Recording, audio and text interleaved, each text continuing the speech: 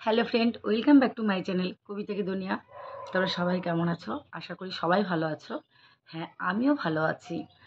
আর কালকে তোমরা লাইভে অনেকেই কমেন্ট করেছিলে যে কাকিমা তুমি আগের মতন আবার ঠাকুরের কিছু গল্প তোমাদেরকে শোনাতে বলেছিলে। হ্যাঁ, অনেক দিন ধরেই ভিডিও বন্ধ ছিল, তোমাদের অনেক কিছু ঠাকুরের কথা শোনাতে পারিনি। তো কালকে যেহেতু তোমরা শুনতে চেয়েছো, আর আমারও বিশ্বাস করো ঠাকুর দেবতার কথা বলতে ভালো লাগে, শুনতেও ভালো লাগে, বলতেও ভালো লাগে। তো তারই কিছু ছোট একটা অংশ তোমাদেরকে আমি শোনাই। তোমরা যারা কোকিলের ডাক মোটামুটি সবাই শুনেছো, কে শুনিনি? মধুর ডাক, কোকিলের ডাক আমাদের মন প্রাণ ভরিয়ে দেয়, মনে আনন্দ দেয় কোকিলের ডাক। কিন্তু বর্ষাকালে কোকিল কেন ডাকে না? তাই জন্য কি বর্ষাকালে কোকিল অসুস্থ হয়? সেটা কিন্তু নয়। কোকিল বর্ষাকালে ডাকে না সেই জন্য আমাদের দেখবে কোকিলের ডাকে যখন আমাদের মনটা ভরে যায়, তো বর্ষাকালে যে কোকিল ডাকে না অনেকেই ভাবে যে ওই পাখিটা বা ওই জীবটা হয়তো বর্ষাকালে অসুস্থ হয়। কিন্তু না, বর্ষাকালে কিন্তু কোকিল অসুস্থ হয় না। বর্ষাকালে তোমরা দেখবে বৃষ্টিতে জায়গায় জায়গায় কিছু নিচু নিচু জায়গায় জল জমে। যাদের বাড়ির আশেপাশে নিচু ঢাল জায়গা আছে দেখবে যে সেখানে কিছু জল জমে। তো সেই জল জমার কারণে কিছু ব্যাঙ, ছোট ছোট ব্যাঙ জন্ম নেয়। এটা কিন্তু প্রত্যেকটা মানুষই তোমরা দেখে থাকবে। তো ওই ব্যাঙগুলো যখন জন্ম নেয় তখন কোকিল নীরব হয়ে যায়। কেন কোকিল নীরব হয়ে যায়? কোকিল তখন ভাবে যে এই যে বর্ষাতে কিছু ব্যাঙ জন্ম নিয়েছে, এই ব্যাঙগুলো তখন উচ্চস্বরে ডাকে। খুব জোরে জোরে ব্যাঙগুলো, বর্ষার ব্যাঙগুলো ডাকতে শুরু করে। তো যখন উচ্চস্বরে ব্যাঙগুলো ডাকতে শুরু করে তখন কোকিল ভাবে যে এখন আমার নীরব থাকাই ভালো, কারণ আমি যদি এখন ডাকি তাহলে এই যে উচ্চস্বরে যে ব্যাঙগুলো ডাকছে সেই ডাকের কারণে আমার ডাক হয়তো মানুষের কাছে পৌঁছাতে পারবে না। এটা কোকিল তখন চিন্তা করে যে ব্যাঙের ডাকের সাথে আমার ডাক তো মানুষের কাছে গিয়ে পৌঁছাবে না, তার চেয়ে আমি চুপ থাকি, সেটাই হয়তো ভালো।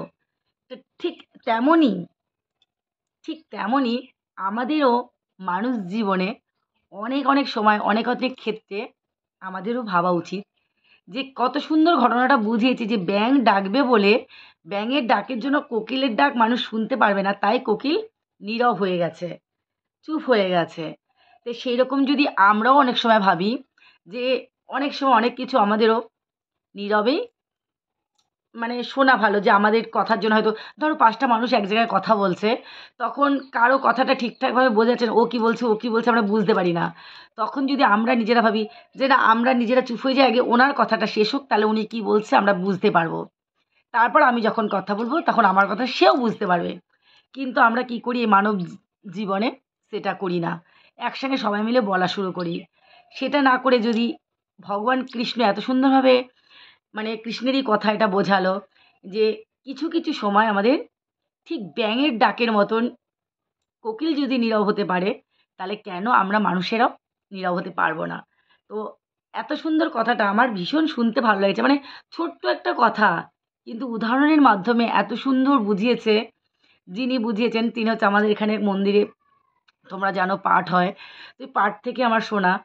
তো আমার এই ছোট্ট একটা গল্প আমার কাছে ভীষণ ভালো লেগেছে, বা নিজেকে এইগুলো শুনলে কি আবার তো মানুষের মনটা না একটু একটু করে আস্তে আস্তে বুদ্ধি খোলে, বা ভালো লাগে শুনতে, বা মনে হয় নিজেকে ঠিক করার মতন, নিজেকে চেতনা করার মতন মনে হয়। তো আমার কথাটা ভীষণ ভালো লেগেছে যে সত্যিই তো, যদি ব্যাঙের ডাকের জন্য কোকিল নীরব হয়ে যেতে পারে, তো অনেক ক্ষেত্রে আমাদেরও ভুল ঠিক অনেক সময় অনেক কিছু আমরা বলি, আমাদেরও তো উচিত সেটা চুপ করে যাওয়া, তাই না?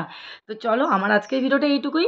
আর তোমাদের কার কার এই ব্যাঙের আর কোকিলের চুপ থাকার গল্পটা ভালো লেগেছে, এটা কিন্তু আমার কথা না, এটা কিন্তু ভগবানের কথা। অবশ্যই সবারই ভালো লাগবে, ভগবানের কথা শুনতে সবারই ভালো লাগে। তো এরপর থেকে তোমাদের অবশ্যই আরও ভালো ভালো ভগবানের কথা শোনাবার চেষ্টা করব, যেটুকু পারবো আমি সেটুকুই চেষ্টা করব। তো চলো, ততক্ষণ সবাই সুস্থ থাকো, ভালো থাকো। আসবো আবার পরের ভিডিওতে। টাটা।